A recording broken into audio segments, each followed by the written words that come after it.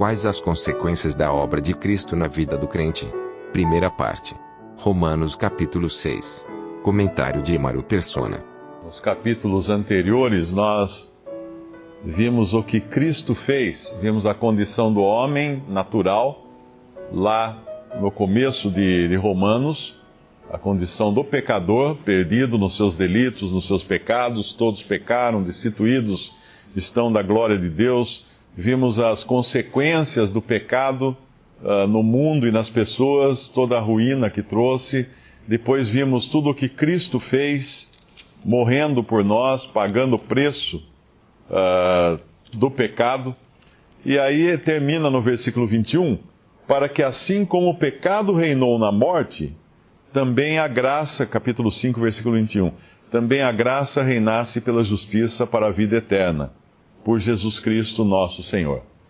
E agora ele vai falar, depois de falar o lado de Cristo da questão, que é Deus nos tratando agora em graça, ele vai falar o nosso lado da questão. Qual é a parte que nos cabe? Que diremos, pois? Permaneceremos no pecado para que a graça abunde? Essa é uma pergunta que normalmente um coração não convertido, ou ainda que não tenha um completo entendimento da sua salvação, é uma pergunta que ele vai fazer. Quer dizer, bom, então eu estou salvo por graça, então eu posso pecar à vontade, porque quanto mais pecar, mais a graça de Deus vai se manifestar em mim, e assim não tem nada errado de pecar. Mas não é isso que vai falar aqui. Ele vai tratar de um assunto que é muito sério, que é a morte. Para começar, o próprio batismo, do qual fala o versículo 2, o versículo 3, ou não sabeis que todos quanto fomos batizados em Jesus Cristo, fomos batizados na sua morte? Isso nos leva também a pensar no significado do batismo, que é obviamente o batismo em si, ele não tem nenhum poder, mas ele representa a nossa morte com Cristo. Quando os israelitas passaram pelo fundo do mar e saíram do outro lado, aquilo representava o batismo.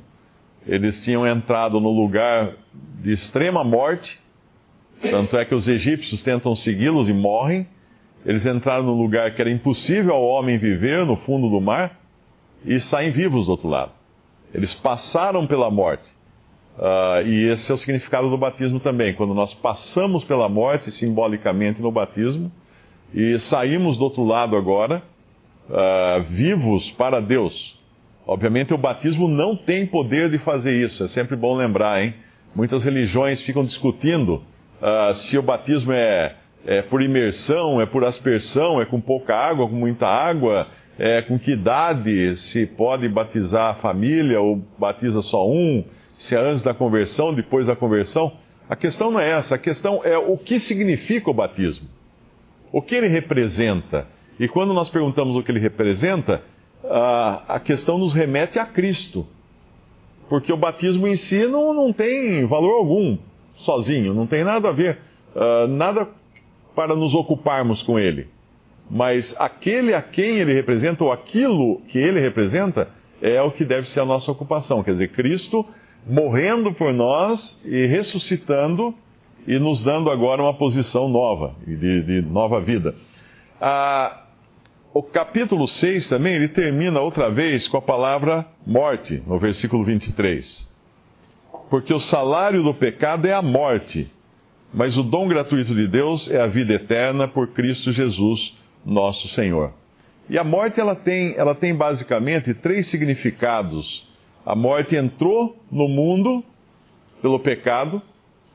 Pelo pecado entrou a morte e por um só homem entrou a morte e todos pecaram, através de Adão.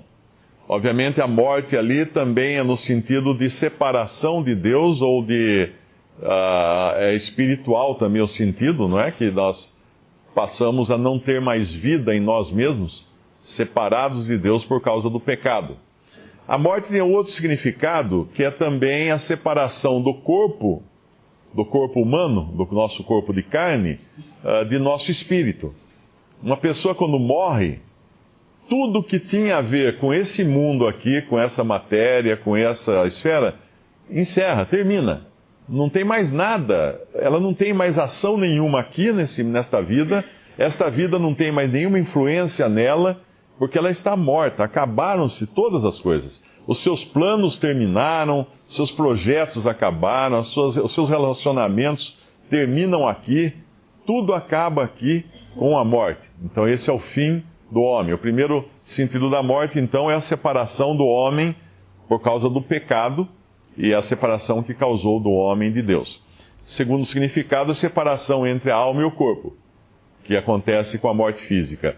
O terceiro significado é a segunda morte, que é aqueles que serão condenados eternamente, serão separados também eternamente de Deus.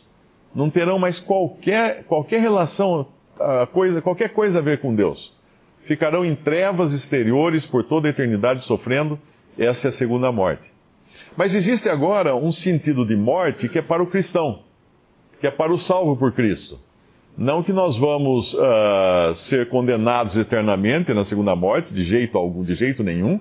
Não que nós vamos deixar de passar pela morte do corpo. Se Cristo não voltar antes, nós estamos sujeitos a morrer, separar nosso corpo da nossa alma. Porém, existe uma questão da morte naquilo que Cristo fez por nós, pelo crente. Ele foi na morte. Ele entrou na morte, que é o que vai falar no versículo... aqui é o versículo 6. Sabendo isso, que o nosso velho homem foi com ele crucificado, para que o corpo do pecado seja desfeito, para que não sirvamos mais ao pecado. Lá em Gálatas, por 5 vezes, vai falar que já vimos a Cristo como crucificado, ou morto, fomos crucificados com Cristo, estamos crucificados para o mundo, ou mortos para o mundo está crucificado para nós, ou morto para nós, e tem mais um significado lá que eu não me lembro qual é, mas eu sei que são 5 vezes é mencionada a morte em relação ao crente em Gálatas. E isso é possível porque Cristo foi na morte. Aquilo que só nós estávamos sujeitos, Ele se sujeitou.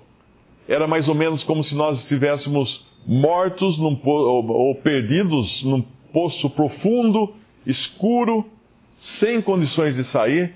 E aí o Senhor pega e faz o seguinte: eu vou descer lá naquele fundo do poço onde está o pecador. E ele desceu no fundo do poço, não que ele tenha pecado para ter feito isso, mas ele foi feito pecado por nós na cruz, e ali ele experimentou uma coisa que ele jamais teria experimentado de si mesmo, porque ele não tinha pecado, ele não podia morrer, mas ele entregou a sua vida, ele experimentou morte. Então Cristo foi até a morte por nós. E agora então, com tudo isso tendo acontecido, o crente tem esse aspecto da morte que o incrédulo não tem. O incrédulo está sujeito, está morto nos seus delitos e pecados, o incrédulo está sujeito a morrer, o seu corpo separado da sua alma, o incrédulo está sujeito à segunda morte e ficar eternamente separado de Deus pelo juízo eterno. Mas o crente, ele tem algo agora, podemos até chamar assim ao seu favor, né? Porque a morte para ele é também um instrumento agora para ele entender a posição em que o seu velho homem foi colocado, através da morte de Cristo, através da obra de Cristo. E aqui vai nos falar então, no versículo 4, que fala do batismo como um sepultamento, de sorte que fomos sepultados com ele pelo batismo da morte, para que, como Cristo ressuscitou dos mortos, pela glória do Pai, assim andemos nós também em novidade de vida. Porque se fomos plantados juntamente com ele, na semelhança da sua morte, também o seremos na da sua ressurreição. Então agora aqui ele vai falar dessa identificação do crente com Cristo em tudo que ele passou, tanto na sua morte como agora na sua ressurreição. Fomos identificados com ele na sua morte. Mas como nós poderíamos estar mortos e ao mesmo tempo estar vivos agora? Porque agora nós temos uma vida que não é mais a vida natural que nós herdamos de Adão. O crente tem uma vida que o incrédulo não tem. O crente tem a própria vida de Cristo, que é a vida eterna. Isso nós temos agora. Porém, por outro lado, nós temos a velha vida de Adão, ou velho homem, em nós ainda. Mas ele já foi condenado, como fala aqui. Fomos sepultados com ele pelo batismo da morte. Fomos plantados, versículo 5, com ele na semelhança da sua morte. Versículo 6, nosso homem velho foi com ele crucificado.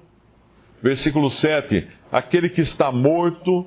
Então tudo da morte tem a ver com o nosso velho homem agora, que é o lugar em que ele está e deve ficar, deve permanecer.